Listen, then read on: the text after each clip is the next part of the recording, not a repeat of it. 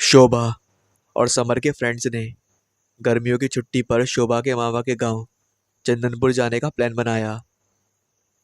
चंदनपुर के घने जंगल, ऊंचे ऊंचे पर्वत और सुंदर बहते झरने इंसान को तो छोड़ो, जानवरों को भी अपने पक्ष में कर लेते हैं। चंदनपुर में हर साल कई पर्यटक घूमने के लिए आया करते हैं। चंदनपुर एक अच्छा पर्यटन स्थल था।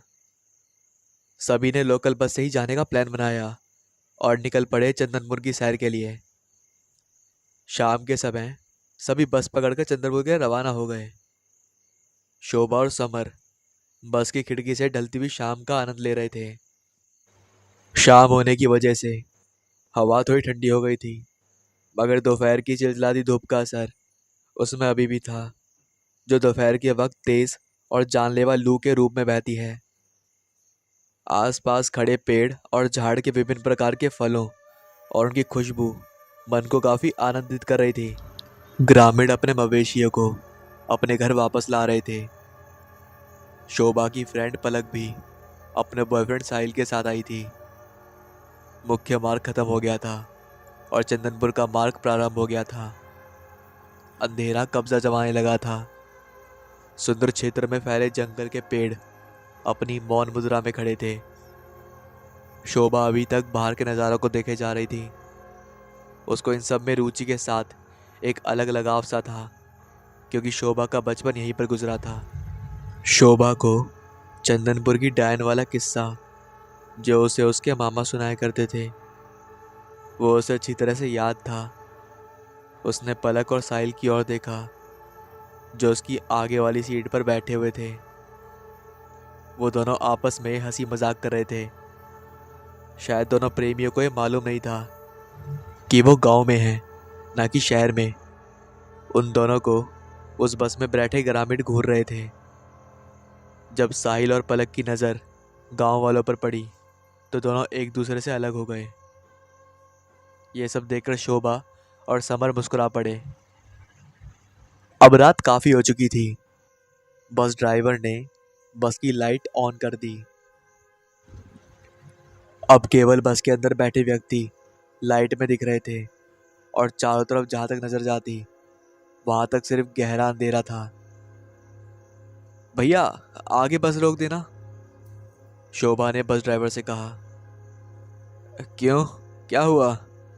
वो रास्ता तो चंद्रपुर को जाता है, बस कंडक्टर ने हैरान होते हुए कहा। अरे हाँ हाँ, हम सबको चंद्रपुर ही जाना है, यहीं पर रोक दीजिए। लेकिन बेटा, इस वक्त चंद्रपुर कोई नहीं जाता, और इस रास्ते से सूरज ढल जाने के बाद तो बिल्कुल भी नहीं। तुमको नहीं पता क्या? बस में बैठे एक बुजुर्ग ने कहा।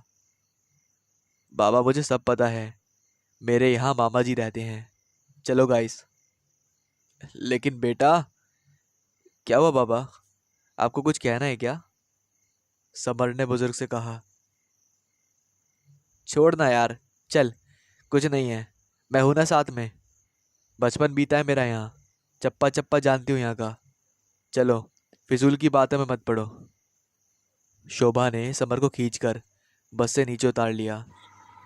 चारों दोस्त बस से चंदनपुर के कच्चे रास्ते पर उतर गए और बस अपने डेस्टिनेशन की तरफ बढ़ गई। बस के चले जाने के बाद चारों तरफ अंधेरा छा गया था।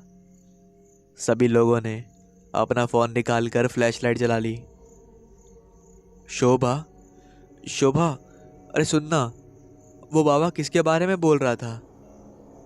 समर बात को दोहराते हुए कहा। चलना यार, तू भी एक बात को पकड़ के बैठ गया, चल जल्दी, पलक ने बात को काटते हुए कहा। समर, घर पहुंचते ही बताती हूँ, ओके? शोभा ने आश्वासन दिया। ओके शोभा। रास्ता कच्चा और चारों तरफ से जंगली झाड़ियों से घिरा हुआ था। यार, ये रास्ता पहले से काफी बदल चुका है। कितनी मुश्किल हो रहा है चलने में। 10 साल पहले ये ऐसा नहीं था, शोभा ने परेशान होते हुए कहा। शायद कोई यहाँ से नहीं गुजरता, लगता है कि ये काफी दिनों से बंद पड़ा है, समर ने मोबाइल की फ्लैशलाइट सब जगह मारते हुए कहा। कई दिनों से नहीं, बल्कि कई सालों से बंद पड़ा है। पलक ने सबकी ओर देखते हुए कहा, ऐसा ऐसा है क्या शोभा? साहिल ने शोभा से पूछा। शायद हाँ। तो अब क्या होगा यार? क्या हम सब फंस गए? साहिल ने घबराते हुए कहा। नहीं यार, रास्ता कई सालों से बंद है, तो इसका मतलब ये नहीं है कि हम फंस गए हैं। थोड़ी परेशानी का सामना करना पड़ेगा बस। शोभा ने सभी की हिम्मत बढ़ाई। सभी फ्रेंड्स उस रास्ते पर आगे बढ़ने लगे। शोभा सबसे आगे चल रही थी क्योंकि वह रास्ते को जानती थी। रात का अंधेरा गहराता जा रहा था। उस सुनसान रास्ते पर उन चारों दोस्तों के अलावा किसी भी इंसान का नामो निशान नहीं था। हवा अभी भी कुछ गर्माहट लिए हुए थी और दोपहर की तुलना में कम गति से बह रही थी। समर और साहिल ने गर्मी की वजह से अपनी शर्ट उतार ली थी क्योंकि उनको गर्मी सहन नहीं हो रही थी। समर अपने फ़ोन में इतना बिजी था कि उसे मालूम ही नहीं पड़ा कि वो अपने दोस्तों से कितना दूर हो गया है। पलक पलक समर कहाँ है? शोभा ने अपनी फ़ोन की फ्लैश को इधर उधर समर को ढूंढते हुए कहा। अरे यही तो था अभी। वो रहा समर। समर, क्या कर रहा है तू? जल्दी आ इधर। साहिल ने समर को बुलाते हुए कहा। समर इतनी दूर था कि रात के अंधेरे में उसके फ़ोन की फ्लैश लाइट ही टिमटिमा रही थी। वो दिखाई भी नहीं दे रहा था। हाँ आया। समर ने अपना ध्यान फ़ोन से हटाते हुए कहा। अरे ये क्या है? समर के पीछे साइड में खड़े पेड़ से खरखराहट की आवाज़ से एक गठरी जैसी चीज़ गिरी। दोस्तों जल्दी से इधर आओ, यहाँ कुछ है। सभी समर के पास आते, तब तक समर उस अनजान चीज़ के पास पहुंच गया। फ्लैश की रोशनी में समर को वह चीज़ हिलती हुई नजर आई। जैसे ही समर उसके करीब गया तो अनजान चीज़ मूव करने लगी और साथ साथ एक खौफनाक आवाज़ भी निकाल रही थी। समर काफ़ी डर चुका था, वह कुछ सोच पाता तब तक समर का हाथ एक अनजान खूनी पंजे की गिरफ्त में था। समर की रूह अचानक हुए हमले से कांप उठी।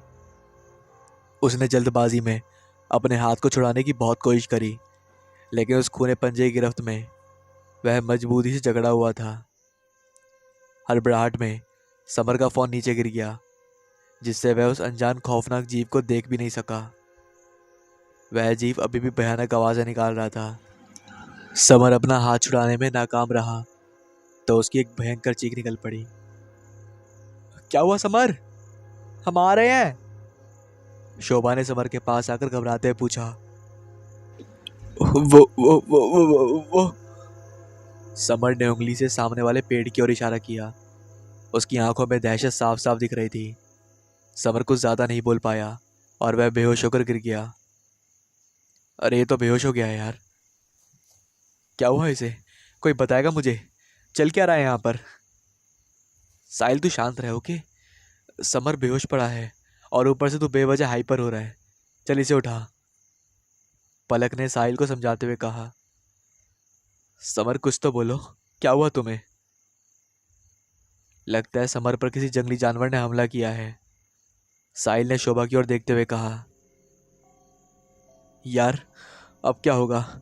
साहिल तू कुछ कर ना। पलक ने घबराते हुए कहा। अगर ये बात मामा जी को पता चली तो वो बहुत गुस्सा करेंगे। शोभा ने भी कहा। तेरी वजह से ही हुआ ये सब कुछ। दूसरे रास्ते से ले चलती, यही रास्ता क्यों ले आई? और ऊपर से रात को। तू शांत रहे, ओके? शाम को तेरा ही प्लान था, और वैसे भी मैं तो सुबह के लिए बोल रही थी, और मुझे क्या पता था कि ये रास्ता बंद हो जाएगा। यार तुम दोनों शांत हो जाओ, कोई उपाय ढूंढो। यहाँ हम लड़ने नहीं, समर वेकेशन मनाने आए हैं। साहिल तू अपने बैग से पानी की बोतल निकाल। साहिल ने अपने बैग से पानी की बोतल निकाली और पानी की कुछ बूंदें समर के चेहरे पर छिड़की तो समर घबराता हुआ उठ बैठा। तीनों समर से पूछने लगे। तब समर ने हड़बड़ी में कहा, वो वो अजीब अजीब। तभी साहिल ने बोला, अबे तेरे हाथ से तो खून निकल रहा है यार, तू बोलता क्यों नहीं है कुछ? क्या हुआ, कोई जानवर था क्या? साहिल ने उसका हाथ देखते हुए कहा, नहीं नहीं, वो जानवर नहीं, किसी भयानक चेहरे वाली बुढ़िया जैसी दिख रही थी, काफी अजीब। क्या क्या बोल रहा है यार?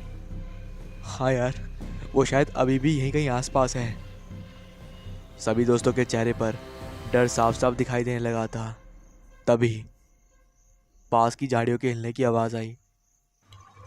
सभी उसी तरफ मोबाइल की फ्लैश लाइट करके देखने लगे। चलो दोस्तों, हम सबको यहाँ से निकलना चाहिए, यहाँ कुछ भी ठीक नहीं लग रहा है। पलक ने इधर उधर अपनी नजरों को घुमाते हुए कहा, हाँ चलो।